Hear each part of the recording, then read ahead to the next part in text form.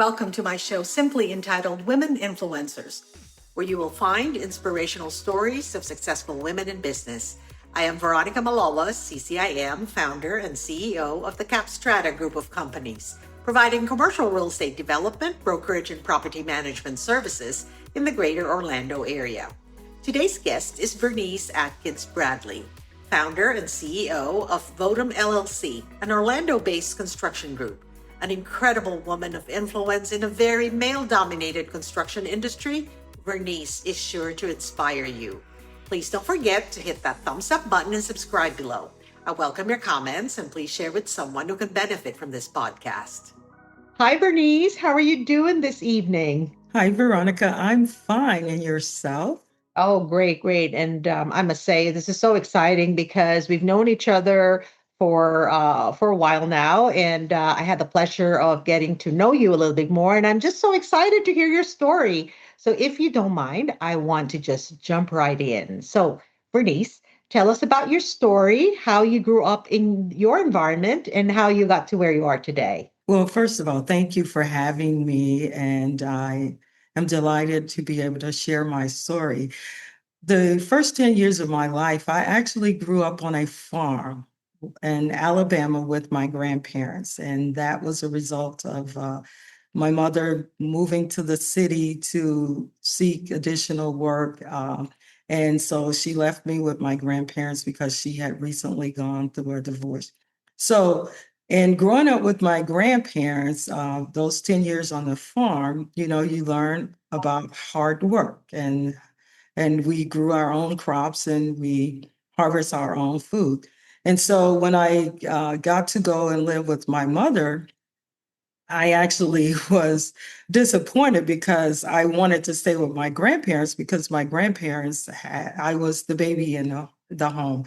And when I went to live with my parents, I came into an environment now where my mother had had 5 additional children. And so now I'm the oldest child. Keep in mind that I'm the oldest child. And now I'm in the home where there's lots more people and I'm getting less attention. But I did learn in that environment to be a leader. My dad always told me to be a leader and to lead by being an example for my other siblings.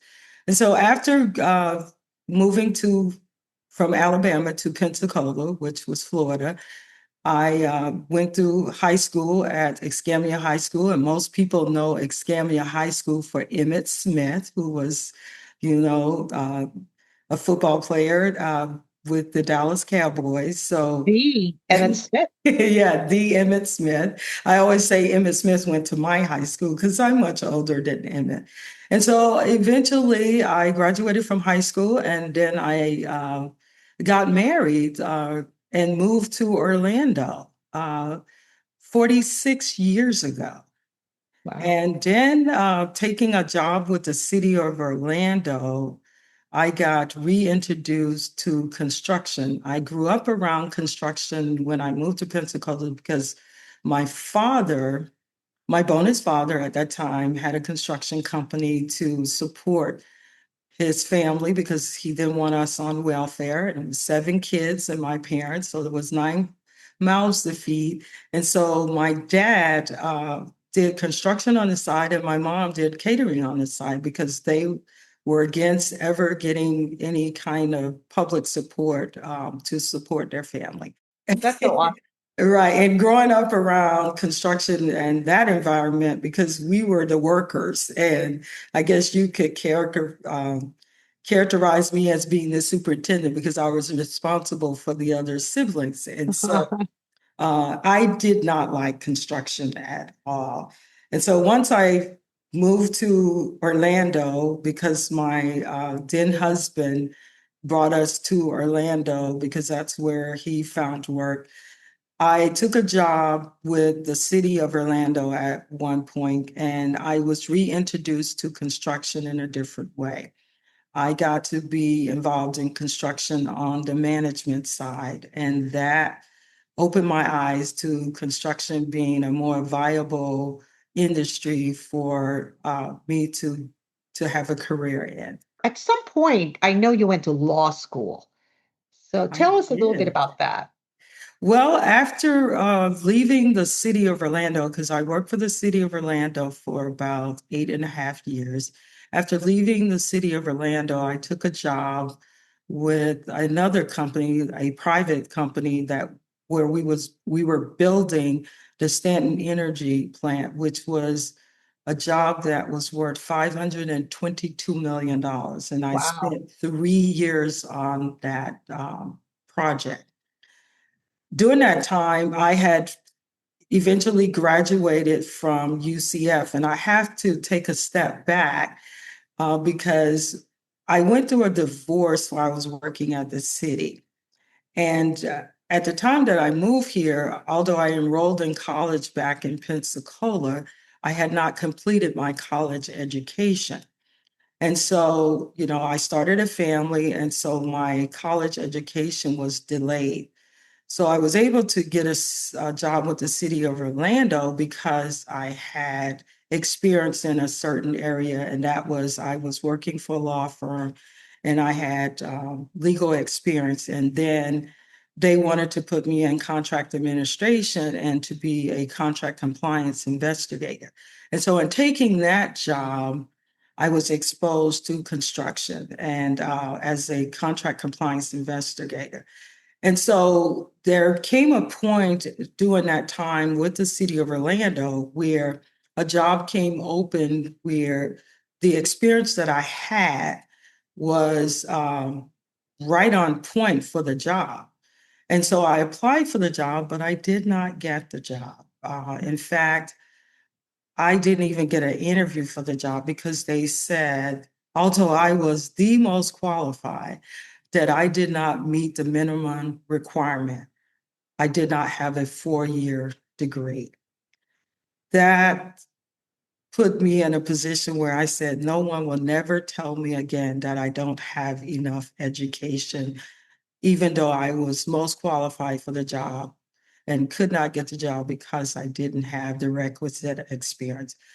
Therefore, I devised a plan to make sure I finished my 4-year degree. And doing that, and I was now a single mother, and my children were in uh, young kids. And so they were in like middle school and elementary school. So I had to take them to school with me at night because I was working a full-time job and I was going to school in the evening. I took them and set them outside the classroom while I went into the classroom. And of course, I threatened them if they moved, they would die.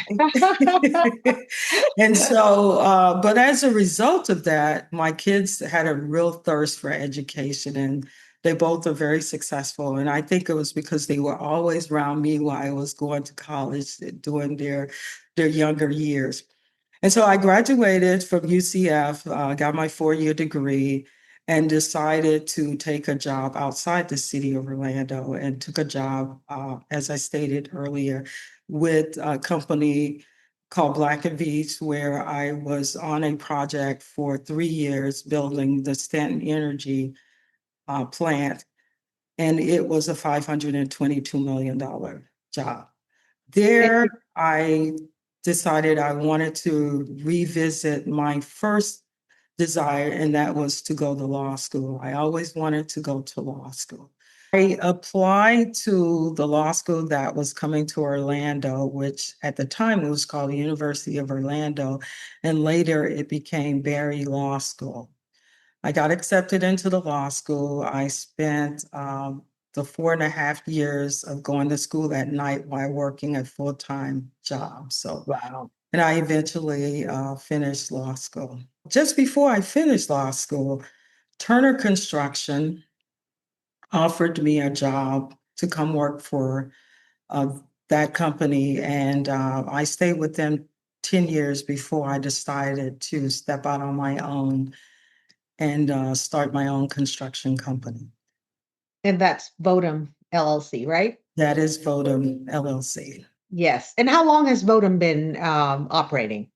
We've been in business for 15 years now. Wow, amazing. That is truly amazing. I love it. And I'm so glad that you talked about the challenge that you overcame already. And you talked about not getting a job because although you were most qualified, because you did not have that 4-year degree. I mean, most people would probably just kind of shrug it off and just keep going, but you took that and you turned it around and got your 4-year degree. Not just that, but you also got a law degree. I mean, that's pretty amazing. So I'm going to go ahead and ask you about influence.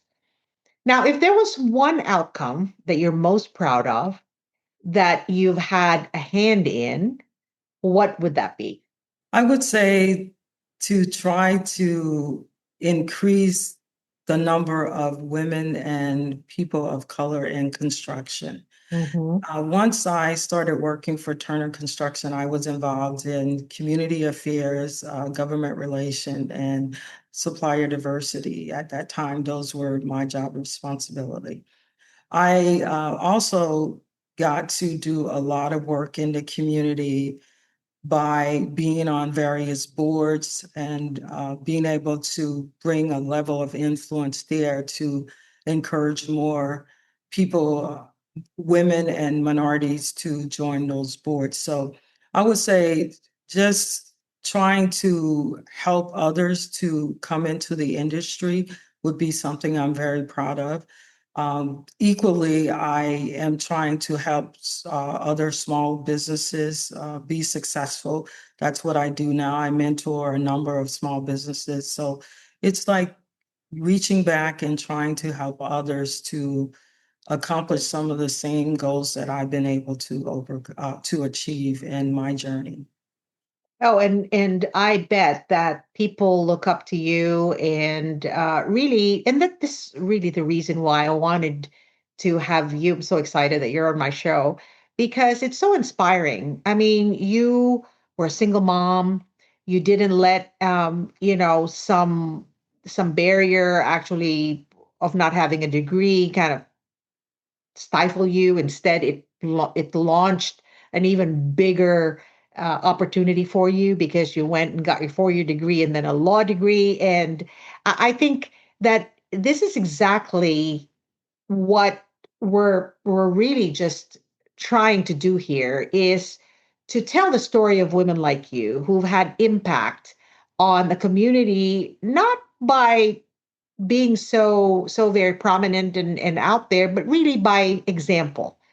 And I'm just so proud of you, Vernice, and I'm sure that the many people that you've touched have been inspired by you. So thank you for sharing that. Was there someone I know you've worked with the youth as well. Could you tell Mhm. us a little bit about that?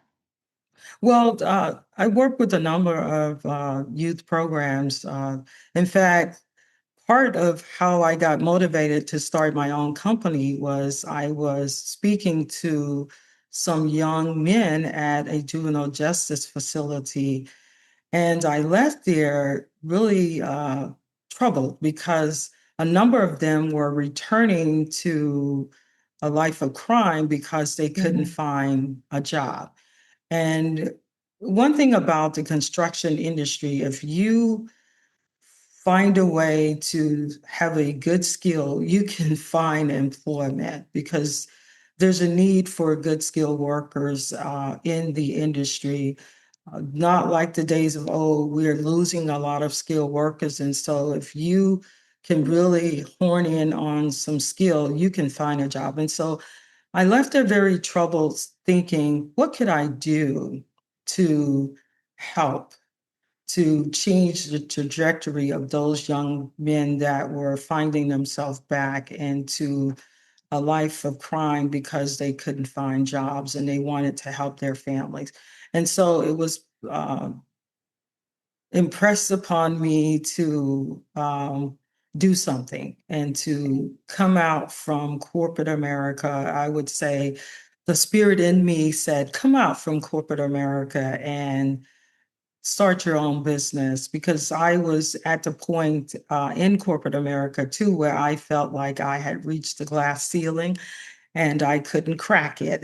And so I needed to do something differently, and hence I ended up starting my own business. And I love it. And you're successful, you're well known, and certainly very respected. So congratulations to Well, you thank you, for that. Veronica. You are always so complimentary, and it's women like you that keeps women like myself who are out here. You are doing the same thing, encouraged, and so it gives you that energy to get up every day and face what you have to face in order to continue to move forward. Absolutely. Well said. Well, Vernice, I'm going to ask you if there was one piece of advice that you would give to our audience today, what would that be? I would say business is relationship imperative. I always say that because uh, you can be successful when you have those relationships that help you to be successful. A quick story, when I first started my business, I heard that my school, Barry Law School, was getting ready to build a new facility. They were going to build a new courtroom and administration offices. And so I I went and talked to my dean about, could my company be involved with that project? And she said to me, well, that's a noble thought. One of my students helping to build the new facility. Of course, I was not at the size I could. I didn't have the capacity to take on a project like that on my own. But the good news was that when I left Turner Construction, I had a relationship there because I had entered into a 2-year exclusive contract with them to continue to work with them as a partner. And so it just so happened that Turner Construction had worked with Barry University in South Florida. And so we were a perfect fit. And so when I was talking to the dean, she said to me, she was like, well, you're going to have to compete for this job. And I said, that's fine because competition is healthy, in my opinion. And so I went to Turner and I said, hey, how about if we, team to go after this job? And it turned out to be the first job that we were able to get. And we were the lead firm on that. Although Turner was the firm that had the capacity, they allowed us, Tesca Diller, who was my business partner, they allowed us to manage that project. So he actually served as the project manager on Barry Law School. And it was the first job that gave us our boost to continue on scaling our business. There's nothing like being able to do business with people you already know and that you've built trust. That's And true. so that's a great, great story that I'm sure a lot of people would take away and say, absolutely, Well, relationships. the interesting thing about the project was that at the time that I was in law school, the dean was one of my law professors. And during that time, I had taken a class from her and I received a grade that I thought was not the true grade that I should have received. I thought I should have had a higher grade. So I went and had a conversation with her. And I told her, I said I wasn't happy with the grade that I had. And we talked about it and I explained to her why I thought I should have had a higher grade. And she was so impressed with me that I came to her and she said, you know what? I want you to stay in touch with me. And so we end up, in fact, I end up getting married while I was in law school. And she actually threw me a wedding shower. And so we became the best of friends. And so when the time came for me to go after the project, that's why she said, you will have to compete. But, it was the fact that I knew I had a good relationship there already. And then afterwards, I became one of her advisor on her board of visitors with the law school. So that relationship continued to grow. And then, of course, the relationship with Turner, where I could go to them and say, hey, you have a pre-existing relationship. I think we would be good partners to pursue this job. And it was an opportunity for us to be in a management role with our first job, starting a business. So Yeah. Relationships is everything. I mean, I truly, agree. you just hit the nail right in the head to say, that it is so important to business, It right? And we is. It continue to is. create and nurture these relationships. Well, we've come to the portion of our interview where you get to ask me a question, Vernice. So please go ahead. Well, what advice would you give a woman who is trying to get a position or job or something in what we consider a non-traditional role for women, maybe in a more male-dominant environment?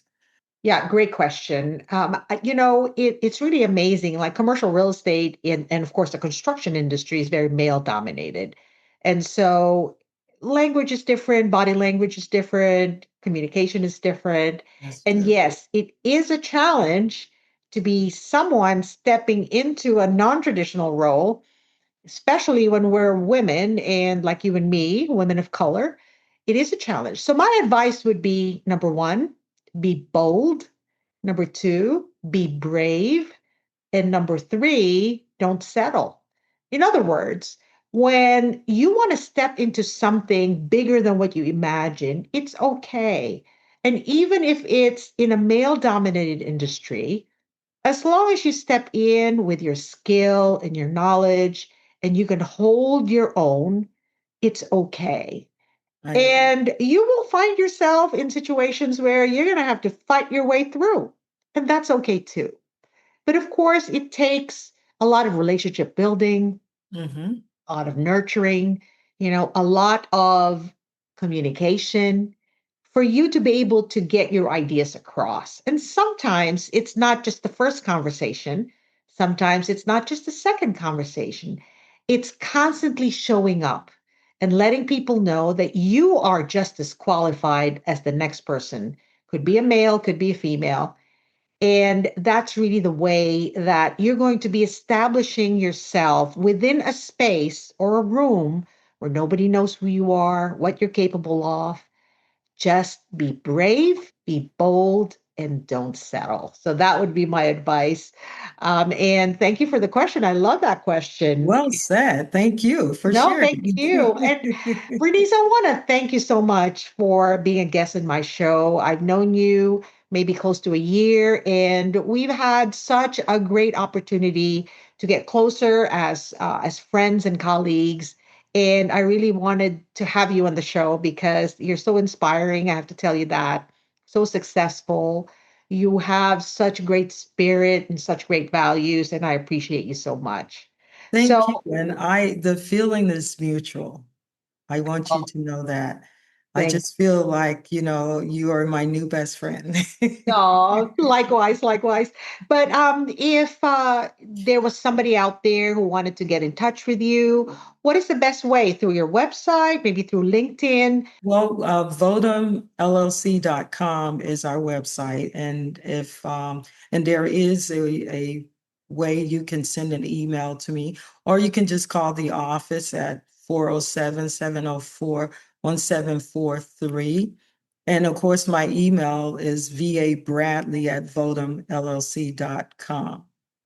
Well, I want to thank you, Vernice, and I wish you all the very best for 2026. I know Christmas is coming up. Oh my gosh, I can't even believe how I fast know.